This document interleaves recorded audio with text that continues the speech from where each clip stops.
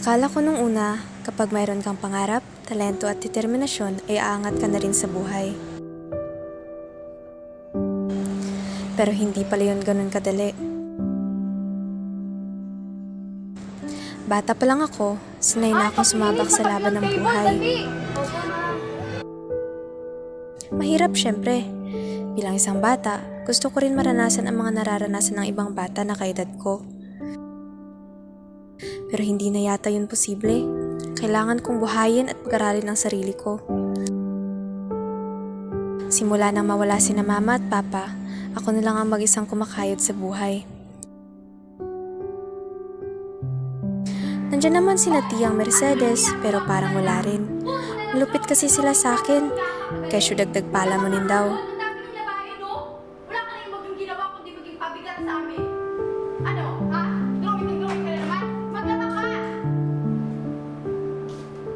Mahirap ang buhay, pero pinangarap ko pa rin makatapos ng pag-aaral. Pinangako ko yun kina mama at papa. Gusto kong maging sikat na mangguguhit para matulungan ang mga batang paslit na may mga potensyal na talento. Mga batang katulad ko, mga batang walang-wala pero may pangarap. Pero hindi ganun kadali abutin ang ganong klaseng pangarap. Sa araw, nag-aaral ako. Sa gabi, nagtatrabaho bilang trabahante sa isang maliit na kantina. Kung minsan, kapag pagod na ang munti kong katawan, dumadalaw ako sa puntod ni na mama at papa para magpahinga. Doon ko sinusumbong sina Tia Mercedes at Tio Mario kapag minamaltrato nila ako habang abala sa pagguhit.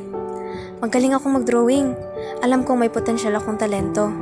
Kaya kahit kailan, hindi ako naniniwala kina Tia Mercedes na walang kwenta ang mga guhit ko. Minsan, iniisip ko na ang unfair ng mundo. Bakit sa lahat ng tao ako pa?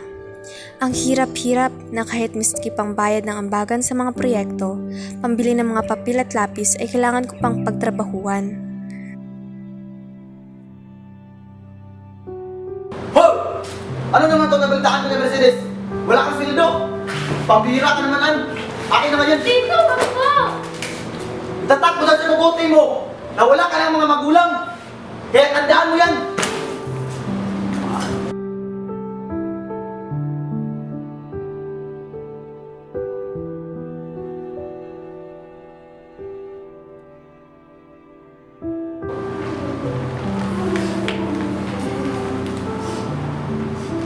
Ma?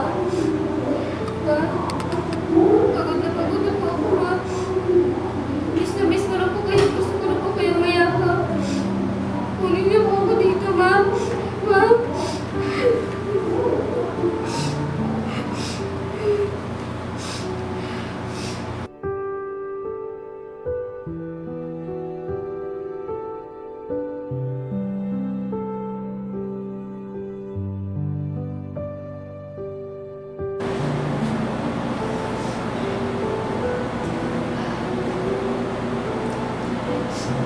Hindi.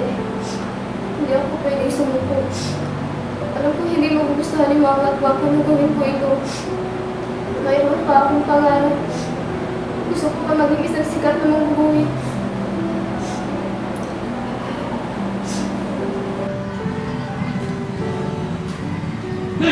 Alam mo, ang ganda ng mga drawings mo.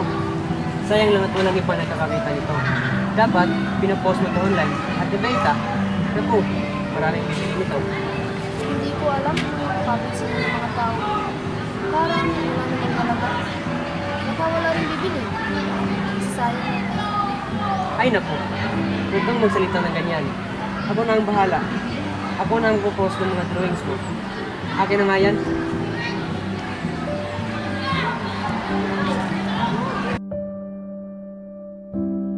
Doon nagsimula ang lahat, sa simpleng post ng kaibigan ko. Hindi ko akalain na magugustuhan ng tao ang mga gawa ko. Parang may nakakita na ng potensyal kong talento. At sa hindi inaasahang pagkakataon, dumating ang tulong na matagal ko nang hinihintay. Nakapasa ako sa isang scholarship dahil sa mga guhit ko. Hanggang sa dumating ang araw ng pagtatapos.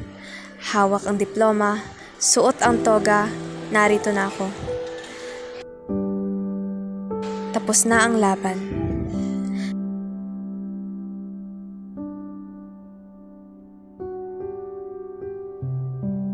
Nasaan kaya sina mama at papa? Kung nandito siguro sila, alam kong proud na proud sila sa akin. Alam kong yayakapin din nila ako ng napakahigpit katulad ng ibang pamilya. Miss ko na sina mama at papa, pero masasabi ko ring proud ako sa sarili ko. Sa kabila ng lahat ng hirap, narating ko ang pangarap ko. Sina mama at papa ang unang naging guru ko sa buhay. Kahit wala na sila, sila pa rin ang naging inspirasyon ko. Mama, papa, tinupad ko na po yung pangarap nating tatlo. Graduate na po ako, ma, pa. Isa na po akong guro at isa na po akong sikat na mangguguhit. Isa na akong gabay sa mga batang nangangarap din. Para sa inyo po ito. Alam kong masaya na kayo dyan para sa akin. Sana gabayan niyo po ako. Salamat mama, papa. Malayo pa, pero malayo na.